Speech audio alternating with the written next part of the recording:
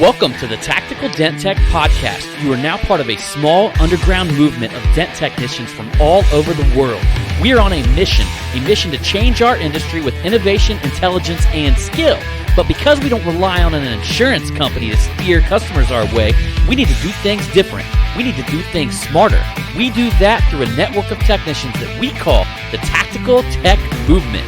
Now let's get this revolution started. Hey, what's up, everybody? John Hiley here with the Tactical Dent Tech Podcast.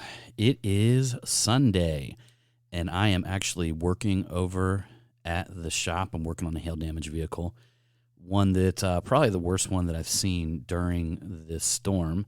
And if you guys haven't noticed yet, I have not introduced Angela because she is at home. Part of the story I'm going to tell you here in a moment. Taking care of our 8-year-old miniature Schnauzer, not Odin, not the little one. He's actually back here behind me. But she's taking care of the 8-year-old. But here at the shop, and I'm listening to a couple other podcasts, and just kind of got inspired to drop a message because I know we didn't do a show this week, and I'm going to kind of get into that. And well, what happened was we basically had an issue with our miniature Schnauzer, and she was doing things, and I know that I can't have this podcast with the wife here. I mean, she would absolutely. It's very, very hard for her to talk about this because that little dog's her baby. And she's the sweetest little thing. And if you guys have listened to our podcast for a long time, we absolutely love our animals. We consider them a part of our family and would likely do anything above and beyond.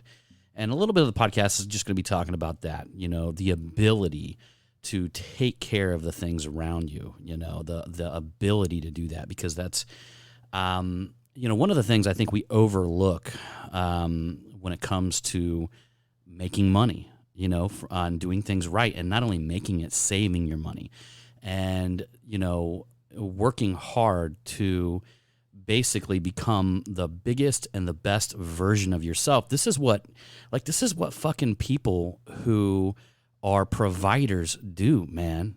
You know, and it feels amazing to be able to take care of the things and the people, and you know, we call our animals, we talk to them like they're people, but you know, like the people and the animals and these things that we love. I mean, if you're sitting around complaining about other people having money, you complaining about other people being wealthy, you complaining about, you know, we all know it. I mean, I know I'm preaching to the choir here. I'm talking to a bunch of dent guys, and a lot of the guys I know, they do very, very well. A lot of you guys out there, a lot of us do very, very well. But it takes a mentality. There are definitely dent guys out there who are not doing as well. And it's usually their mentality. It's usually like the way they see things, you know. It's like the way they look at money as a thing, kind of like guns, right? You know, we talked about that on the last podcast. We talked about the Dayton shooter. They kind of look at money like guns, okay? Like instead of blaming the actions of the individual who use it, they blame the inanimate object. You know, it is the exact same thing. It's a tool. A gun can save your life. A gun can wreck a city. You know, it's not the gun that actually did it. Or money can extend the greatness. I mean, money has helped third world countries. I mean, it's the energy that we use to buy things. It's the energy that we use to move labor. Money can also destroy the world. It can, you know, you can purchase giant bombs and they can blow. It's the same thing, but it's energy. It's not the thing. It's the intent behind it, right? So I said this on some of my previous podcasts. I'm always leery of people who are like, "Oh man, I don't know, man. You know, becoming rich, making a lot of money, man. I don't know," because I'm sitting here looking at them like, dude, you don't even trust yourself. You know, you don't trust yourself, like the energy inside of you. You don't trust yourself to take that money and make something bigger and better, or there's an underlying issue there that you haven't worked through. You know, because to me it's only energy, and you know, and I thought a lot about that because there's probably not a lot of people that can afford to do what I did over this week, and that's our little miniature Schnauzer, Lily. Was just falling over, and we took her into the doctor. We just thought maybe, you know, having the new puppy and playing with the new puppy, that she was just having hip issues, or we had always long thought she might be developing arthritis or something like that. We've always kind of seen her back leg. She wouldn't put as much pressure on it, you know, things like that, and we were always worried about it. Tried to put her on some supplements. We've always kept her diet healthy and stuff like that. And she's been doing fine. I mean, that little girl was zipping around like crazy. And all of a sudden, last week, at the end of the week, she kind of fell down. And we're like, that must be her back leg. Maybe we just spread her and the puppy apart. No more intense playing until we figure this out. So the next day came along. It was on a Sunday. And she ends up falling 2 or 3 times. And that's when we're like, oh, man, there's something going on here. First thing in the morning, we're going to call the vet. She just seems to be falling down. We'll just keep her, try to keep her where she's not doing much. I'm actually physically carrying her down the steps, by the way. So I carry her down the steps, I carry her up the steps, and here's how crazy dog people we are. We're actually buying an inflatable bed so we can stay in the living room for the next 2 weeks with her down there because we don't want to risk her going up and down the steps. So let's go back to the story, okay? She's falling over. So we go to the doctor and we say, doctor, we think something's wrong with her leg. Doctor checks it out and says there's nothing wrong with her leg at all. Maybe it's just a little bit weak on this one side we already knew about. Moving a little bit further forward, she recommends going to see a neurologist. Only neurologist is down in Cincinnati, a place called MedVet. It's almost like the Cleveland Clinic for dogs. You go down there, they got, we didn't know this till we got down there, but they got team collaboration, all this kind of stuff. So it's definitely where we wanted to be because some of them care source centers, they just try to keep you in there. They misdiagnose, stuff like that. We were very happy, very blessed that there was a dog specialist. Didn't even know about him. So we go down and we make an appointment with, got in there quick. Usually it takes a week there. Thank God, we get in there very quick. Got in there, drove down there to Cincinnati, got in there 2 days later. And by the time we get there, these episodes are kind of happening more often, 4 or 5 times a day. But she's getting back up and, everything's good. We get her down there and, the cardiologist is asking us questions about when this is happening, things like that. And it all came down to, it's every time she got excited, she would eventually fall down, which the cardiologist looked at and said, that's not seizures or anything like that. That is usually, it would go to cardiology, not neurology. So the neurologist is telling us that we need to see the cardiologist. Cardiologist comes in, talks, let's run some tests on her, ran some tests on her. Came back that she had a pause in her heart, and what was happening is that she would get excited, her heart would start beating, and she would pass out because her little body couldn't take it because her heart wasn't able to beat enough or fast enough to keep up with, whatever speed she was going. So they gave us 2 options. They said, we can put her on this medication, and it's only going to last 2 weeks. So I'm like, well, that doesn't sound like a good option. A medication is going to wear off in 2 weeks because she literally didn't have, a lot of y'all out there probably may have dealt with something like this. It was at a serious level. It was heading to a serious level quick because basically what had happened was we thought we could bridge her until this week coming up on Wednesday and get her in for the surgery and schedule it. But over the weekend, she had a bad episode, fell over. We took her down to our vet. Our vet said, yes, I would take them up on it. They need to put a pacemaker in. So we took her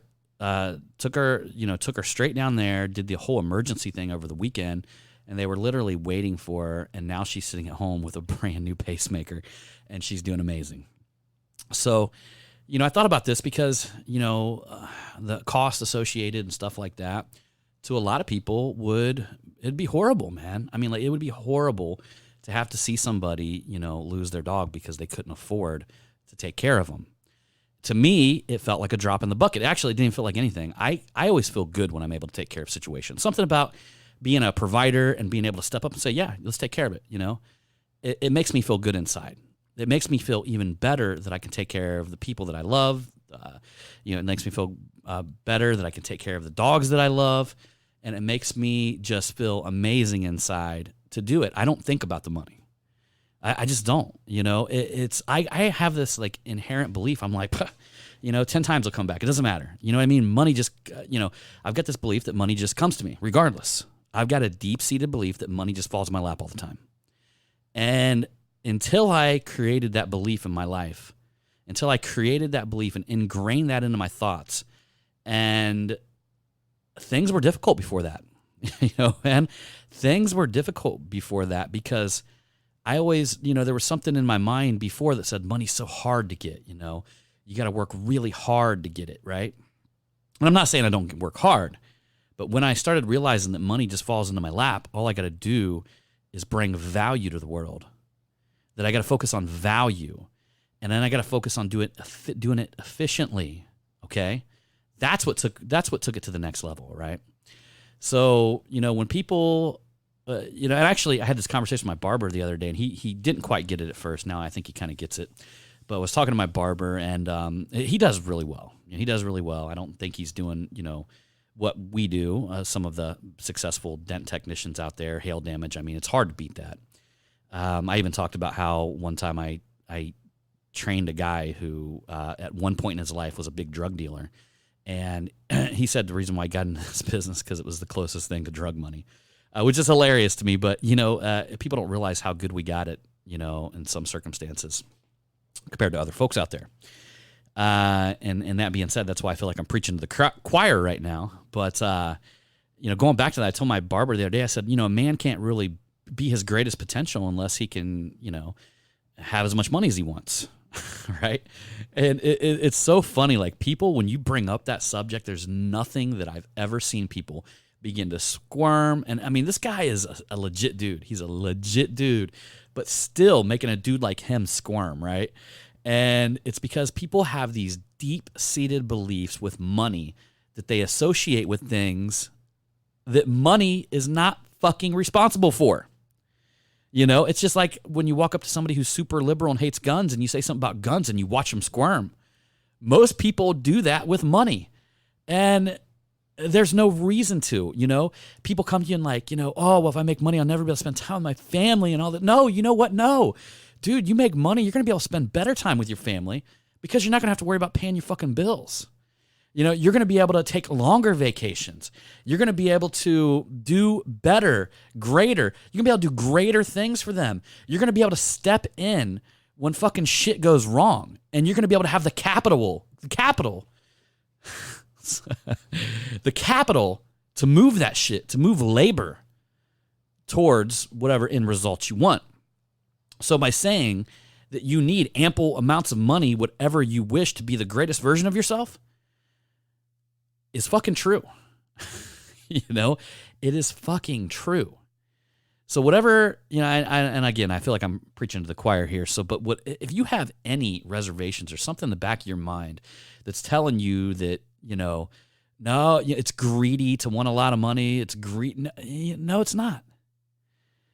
It is absolutely 100% not greedy to want a lot of money, because then you're working under the assumption that if you have means, if you have money, that you're taking it from somebody else. Now, if you physically are, if for you to gain money, you have to steal it from the world, then yeah, you're fucking greedy. You are fucking greedy if you have to steal it from somebody else to get it. But if you are a man or a woman of increase and you increase other people's lives, you make their life fucking better to get that money, then you benefit the fucking world by having a ton of money. Remember that shit. Write it down. I don't give a fuck. All right, everybody. Appreciate you. I hope you enjoyed this podcast. We'll see you on that next one.